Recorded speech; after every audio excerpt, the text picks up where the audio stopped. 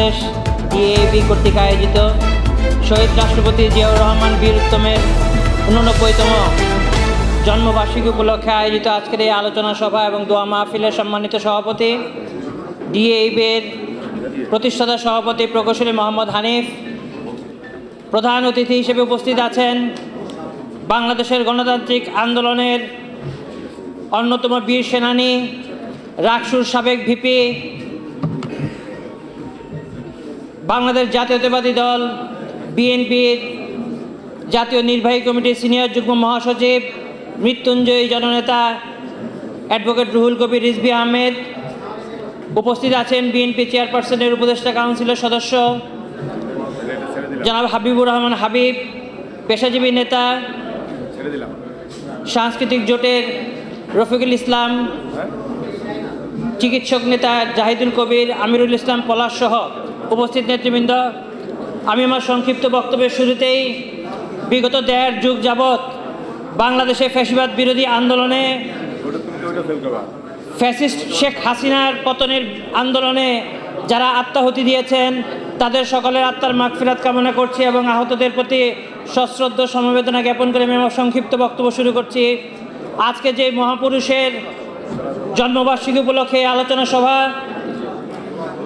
1965 সালে ভারত পাকিস্তান যুদ্ধে 6 সেপ্টেম্বর যিনি তার বীরত্বের জন্য হিলালি জুরাত উপাধিতে ভূষিত হয়েছিলেন, সেই মহান রাষ্ট্রপতি শহীদ রাষ্ট্রপতি জিয়াউর রহমান রণাঙ্গনের বীর যোদ্ধা, ওনার বীরত্ব গাথার জন্য উনি বীর উত্তম উপাধিতে ভূষিত হয়েছিলেন।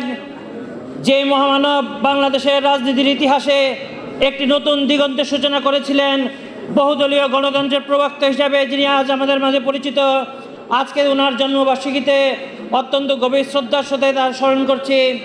বন্ধুরা আমার, আজকের বর্তমান রাজনৈতিক প্রেক্ষাপট নিয়ে দুটি কথা বলে আমি আমার বক্তব্য শেষ করব।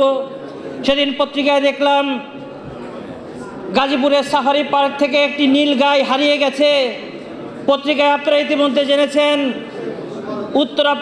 উত্তরা পূর্ব থানার সাবেক ওসি শাহ আলম আটককৃত অবস্থায় থানা থেকে পালিয়ে গেছে। বন্ধুরা আমার, আমরা দেখেছি আগস্ট বিপ্লব, জুলাই আগস্ট বিপ্লবের পরে 6 শতাধিক ফ্যাসিবাদের দোসর রাজধানী থেকে নিরাপদ আশ্রয় থেকে পালিয়ে গেছে।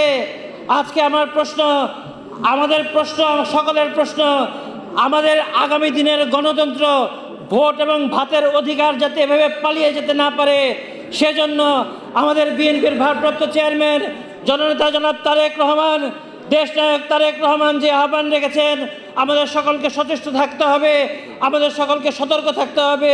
শহীদ রাষ্ট্রপতি জিয়াউর রহমানের দেশ এবং দেশের মানুষের প্রতি যে ভালোবাসা, দেশপ্রেমকে জাগ্রত রাখতে হবে। বেগম খালেদা জিয়ার যে আপোষহীনতা, সেই আপোষহীনতাকে বুকে ধারণ করে আগামী দিনে জাতীয়তাবাদী সরকার প্রতিষ্ঠা করার জন্য আমরা সকলে আমাদের এই শহীদ রাষ্ট্রপতি জিয়াউর রহমান, দেশমাতা বেগম খালেদা জিয়াকে স্মরণ করে জনাব তারেক রহমানের নেতৃত্বে আগামী দিনে ইসলামী মূল্যবোধে বিশ্বাসী নির্বাচনের মাধ্যমে জাতীয়তাবাদী সরকার প্রতিষ্ঠা করে আমরা শহীদ রাষ্ট্রপতি জিয়াউর রহমানের স্বপ্ন সার্থক করব, এই বলে আমি আমার বক্তব্য শেষ করছি। ধন্যবাদ। বাংলাদেশ জিন্দাবাদ, বাংলাদেশ জাতীয়তাবাদী দল জিন্দাবাদ।